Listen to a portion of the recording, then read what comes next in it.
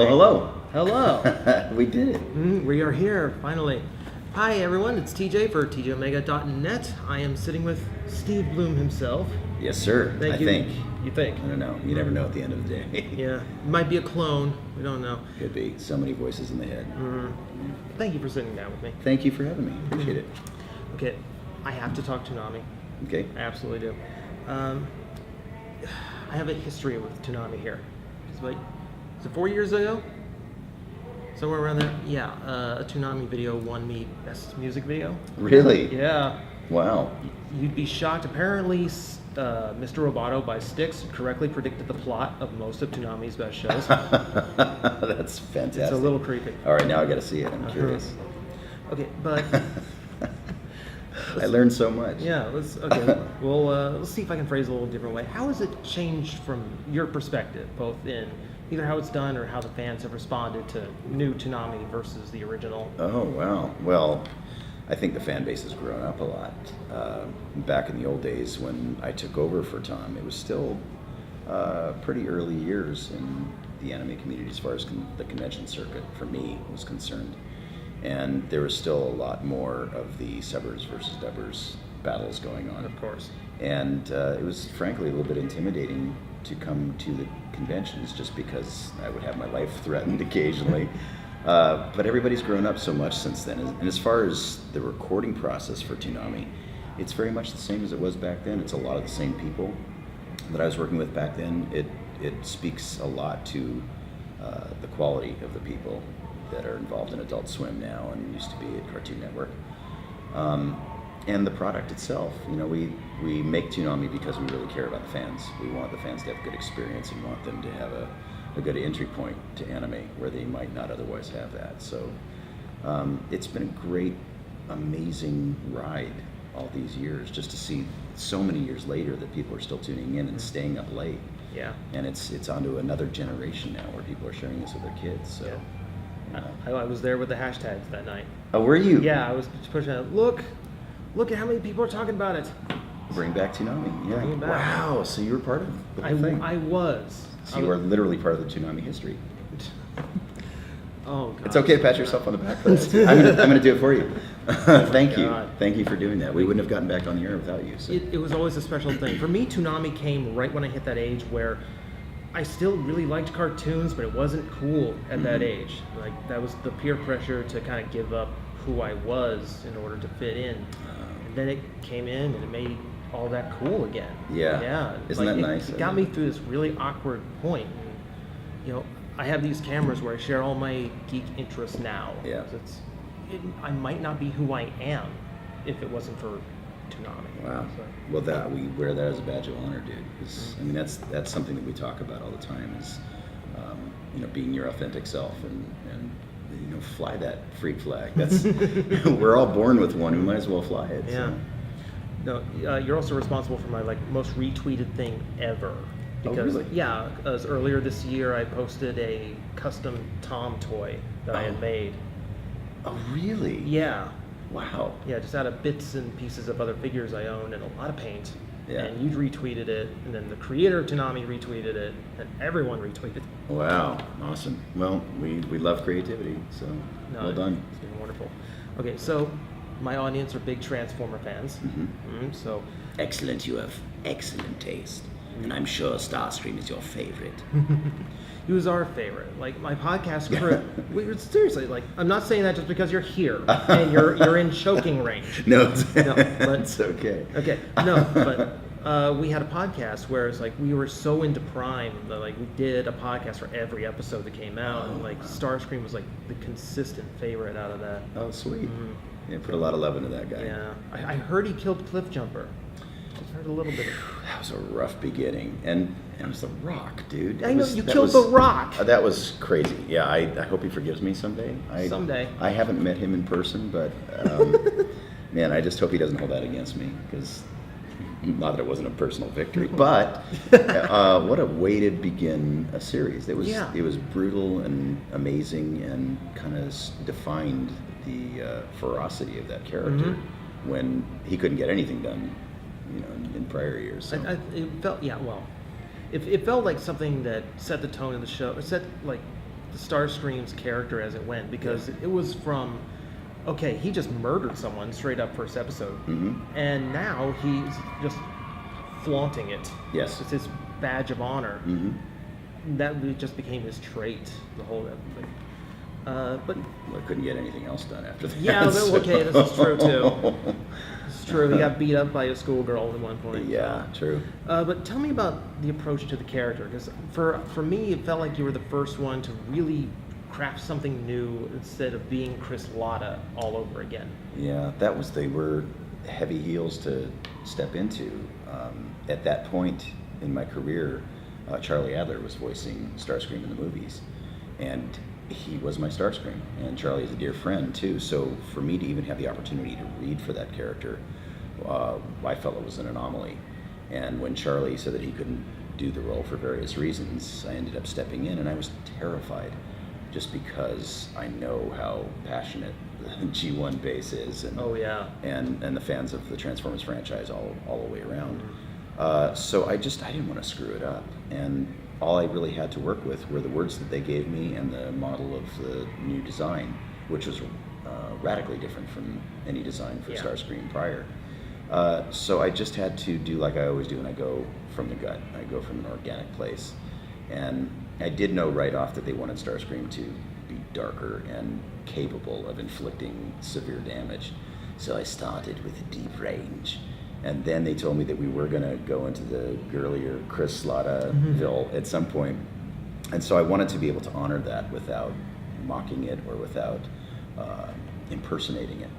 And so I watched some of the old G1 stuff. I watched Tom Kenny's version of it, a lot of different versions of Starscream, just so that I could pay homage to it without impersonating. And I think what we ended up with was something unique. It was something that fit the character really well for the show, and super fun to do. And one of my favorite memories from the show is watching the executives in three-piece suits on the other side of the glass. When we were going to go up into the girly Scream Chris Latta range, it was a group of executives giving me jazz hands.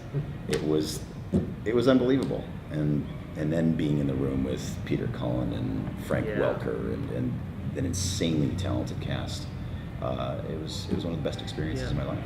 I got to speak to Nolan a few years ago. Oh yeah. Yeah, and he kind of related the same thing. Peter Cullen's there doing his thing, and everyone, it's just schoolgirls in the room. It was such an incredible thing. I work around a lot of big celebrities, but when Peter Cullen walks into the room and he's this smaller man with the pencil mustache and very old Hollywood classy guy.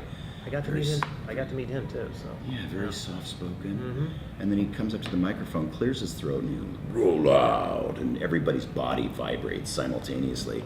It's a crazy thing to witness, and literally all of us turned into schoolgirls. We had to go through that moment. Oh my God, that's Optimus Prime, and then get back to work and be professionals again. But it's wonderful that everybody cares that much in that room. Frank Welker has the same effect on me too. I have no doubt. He's a superstar. He's one of my favorites in the entire industry, and just breathing the same molecules as him is crazy. Yeah, I can imagine. Yeah. So, better Wolverine, you or Scott McNeil? Why can't we all just get along? Because you're Wolverines. He barely gets along with anyone. Yeah, that's true, but I try not to compare myself. He had his day, I had my day, and now we're buddies. It's all good. The way it should be. I'm sure he said that he was the better one. Because he's on! You know what? Give me about 30 minutes and I will have the answer for that. That's fantastic. Okay, I'll look forward to that. Be nice. All right. I will cut you. Well, you've got the tattoos to... I do, yeah. This was sort of unintentional. I wanted something from my tattoo artist that would sort of commemorate Wolverine, but I didn't want anything that was cartoony. So this is actually a legitimate traditional Hawaiian thing. These are big Hawaiian tattoos. Wow. And my tattoo artist actually had I think it's called where the legs are blacked out, and he had these on his legs. It's a very traditional Hawaiian tattoo symbol. And he goes, "I've got just the thing, dude. This is perfect." And he tatted me up, and now I'm wearing it forever. Very cool. I've been genuinely curious because they've been poking out of your sleeves every time I've seen you. Yeah, this goes way up. It goes. Wow. Yeah, it's gnarly. I have big pauldrons that go all the way around into the back. Yeah. All right. So going from a character like Wolverine or Starscream, who can get down there sometimes. How's that differ from something like Guilmon? There's no difference at all. It's all exactly the same thing. That's definitely not the same as Starscream. I don't see any difference. Pretty sure. I mean, that one won't kill me in my sleep. Yeah, well, he might, though. I mean, if he digivolves big enough, he could. He might step on you. It could happen. True. Mistake you for Guilmon bread. Eat your face accidentally. It could happen. We don't know. Could be very scared of Guilmon cosplayers downstairs now. Yeah, I know. Now you're going to dream that. You're not going to be able to get that out of your head. No. Yeah. No. Yeah. No, for me, it's really just the same thing. It's just a different place in the throat, but the characters are just as powerful as one another. So it's just knowing what's going to come out before I open my mouth was the hard part. And that just took 30 years of doing this. So I know you've been touting it a lot, so we're going to tout it a little bit more now. Tell me how the collaboration with Logic began. Oh, yeah. Well, Logic has become my little brother. He's an amazing guy. He's a big anime nerd and gamer. And he approached me when he was getting ready to do the Incredible True Story album. Under Pressure had just been released.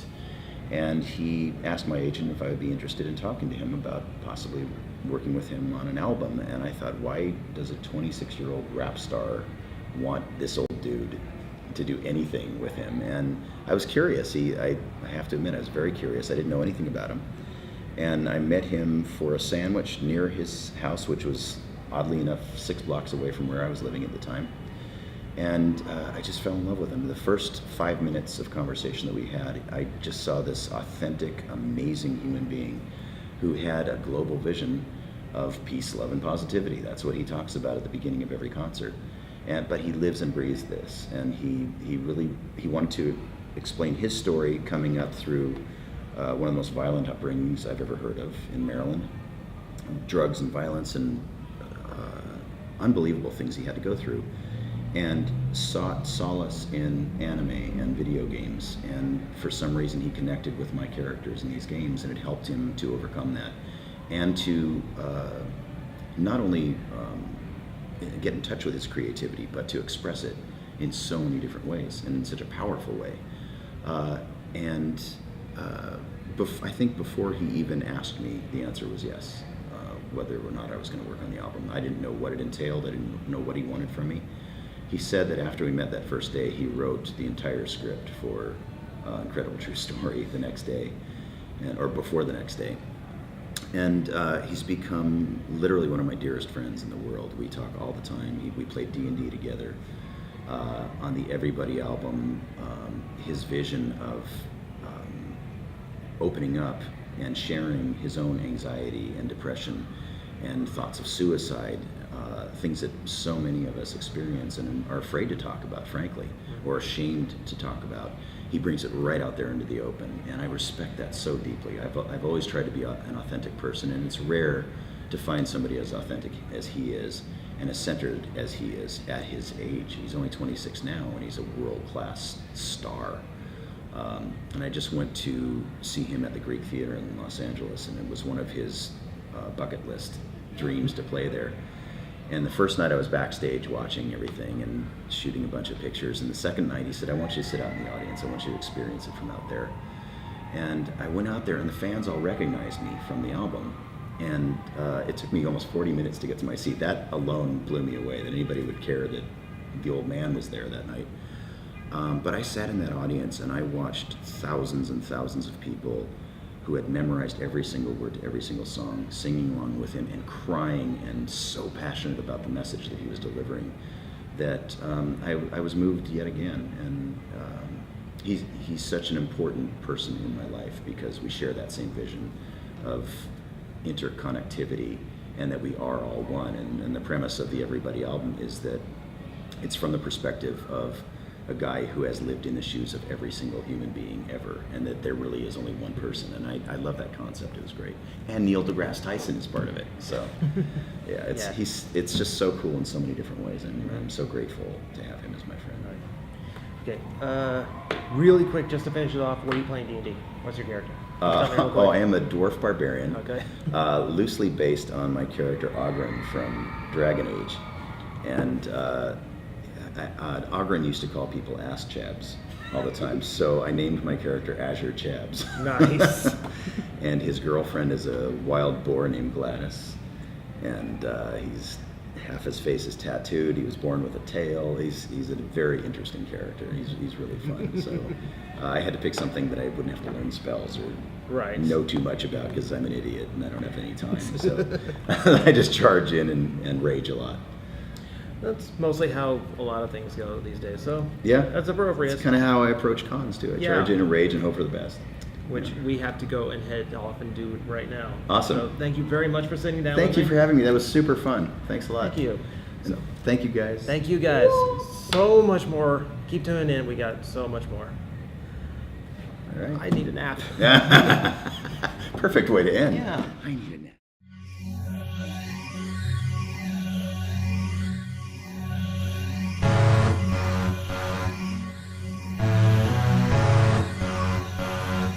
Wow, wow, wow, wow.